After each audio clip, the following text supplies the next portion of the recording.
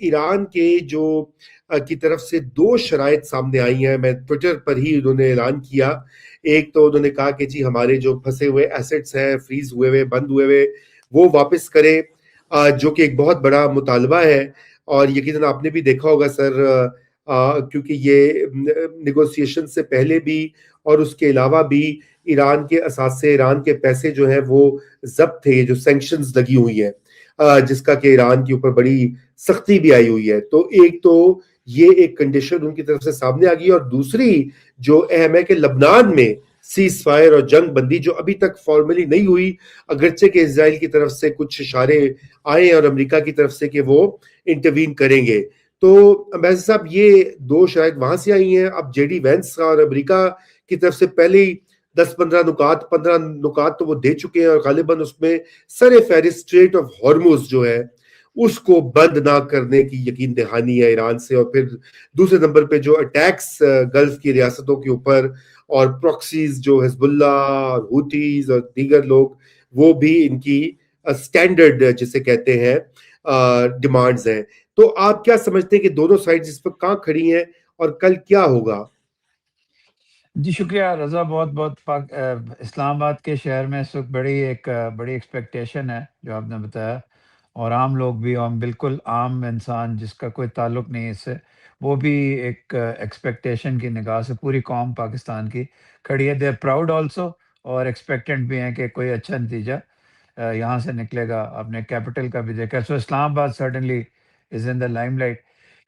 جو شرائط ہیں، یہ پری نیگوسیشن شرائط ہیں، یہ ایکچولی اب نیگوسیشنز میں ہی حل ہوں گی. اس میں جو لیبنان کی اٹراسٹی ہے اور ٹیررزم بہت زیادہ ہے، اور آپ صحیح فرما رہے ہیں. ابھی تھوڑی دیر پہلے تک وہ لوگ اٹیک کر رہے ہیں، پتہ نہیں انہوں نے کس پریٹیکسٹ پہ کر رہے ہیں، ڈیریل کرنے کے لیے کر رہے ہیں، یا کوئی ان کے ٹارگیٹس ہیں. میرا تو خیال ہے ڈیریل کرنے کے لیے کر رہے ہیں. They are not sincere the Israelis in the ٹاکس.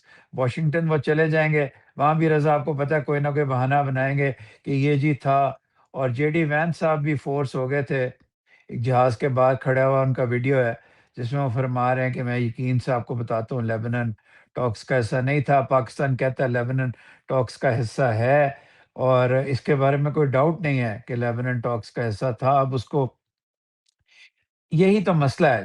جو طاقتور ممالک ہوتے ہیں وہ کبھی بھی ڈپلومیسی کے اندر اپنی طاقت کا زور ڈال کے معاملے کو کنفیوز کر کے جو چاہیں کر لیں. آپ اٹیک بھی کر لیں ٹاکس کے دوران، باقی چیزیں بھی کر لیں.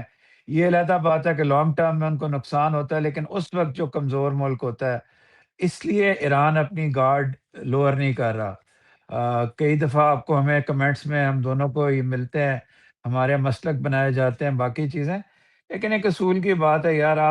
آپ ایک سوورن کنٹری ہے لیبنان، اس کے اندر گھس کے ہیں، وہاں ایک ہیومینیٹیرین کرائسس ہے، وہاں آپ نے ہزاروں لوگ مار دیے ہیں، ہاسپٹلس میں کام نہیں کرنے دے رہے، ایویکویٹ کر گئے ہیں 10 لاکھ سے زیادہ لوگ.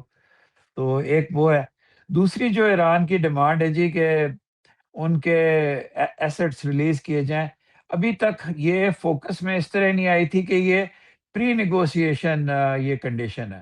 لیٹس بی فرینک جی، یہ ہم ٹو اینڈ فرو گئے کہ ان کے 5، ان کے 10، اور پھر یہ ہوا کہ کون سے 10 اور کون سے 5، اور اس قسم کی باتیں سامنے آئی ہیں. لیکن میرا خیال ہے یہ بیک چینل پہ پاکستان کو پتا تھا کہ اگر پری نیگوسیشن کوئی ڈیمانڈس تھیں تو اب یہ بھی نیگوسیشنز کے اندر ہی جا کے سر یہ حل ہوں گی کہ آپ وہ ایسٹس، بہت سگنیفیکنٹ ایسٹس ہیں. آئی ہیو لرنٹ، آپ کو بہتر فگر پتہ ہوگا، کچھ لوگ 100 بلین ڈالرز کی بات کر رہے ہیں، وہ جو ان کے ایسٹس فروزن ہے. تو it's a big thing. Iran نے ریکنسٹرکٹ ہونا ہے. اور دوسری سائڈ پہ اسٹریٹس آف ہارموز کا ابھی تک کنفیوژن ہے. کم شپس جا رہی ہیں، لیکن کہہ رہے ہیں کہ وہ تقریباً کھلی ہے with Iran having oversight. اب ایران اوور سائٹ تو اپنی جا کے ختم نہیں کرنے لگا. اور اس کے بعد وہ لانگ ٹرم سمرنگ ایشو ہے جی حزب اللہ، حماس اور باقیوں کا.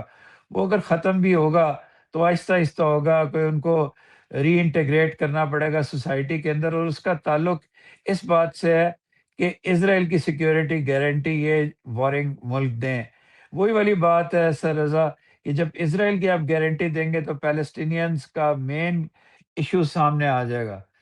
سب سے بڑا فیصلہ کل جب یہ ٹاکس آمنے سامنے لوگ بیٹھیں گے تو یہ ہوگا کہ کیا اس کا اسکوپ کمپریہنسو ہے، کیا اس کا اسکوپ ٹوٹل ہے، یا اس کا اسکوپ بائیلیٹرل 3-4 بڑی چیزوں کے اوپر ہے۔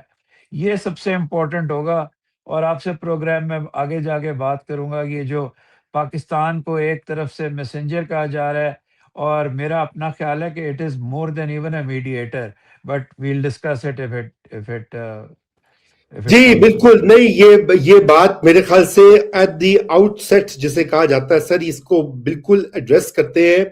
دیکھیے تین جو ہے اصطلاحات استعمال کی جا رہی ہیں: میڈیشن، Yes. Facilitation, messenger. اچھا، اور باقی میں غلط نام جو وہ جے شنکر وغیرہ نے کہا ہے وہ میں ذکر نہیں کروں گا، وہ ہم اپنی بےعزتی کیوں کریں خود۔ تو سر ہاں ان میں جی، کیا فرق ہوتا ہے؟ میڈیشن اور فیسیلیٹیشن میں کیا فرق ہوتا ہے؟ ذرا ناظرین کو بتائیے، کیونکہ یقیناً یہ ایک ایسا مسئلہ ہے کہ اس کے اوپر خود پاکستانیوں میں کنفیوژن ہوتی ہے۔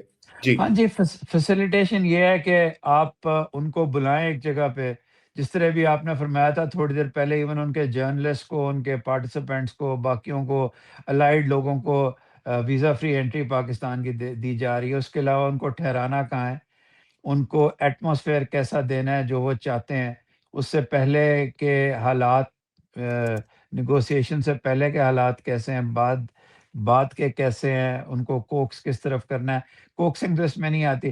تو فیسیلیٹیشن یہ ہوتا ہے کہ آپ ایک ایونیو پرووائڈ کرتے ہیں کہ جی یہاں آ کے بات کر لیں، آپ بھی مجھے ٹرسٹ کرتے ہیں، آپ بھی مجھے ٹرسٹ کرتے ہیں، دیکھیے میں آپ کے سر پہ ایک چھت اور ایک ایٹماسفیئر اور ٹاکس کا، اور پوسٹ ٹاکس کیا ہوگا وہ آپ دونوں کی مرضی سے، پریس کانفرنس کہاں ہوگی، دوران کوئی پریس کانفرنس ہوگی۔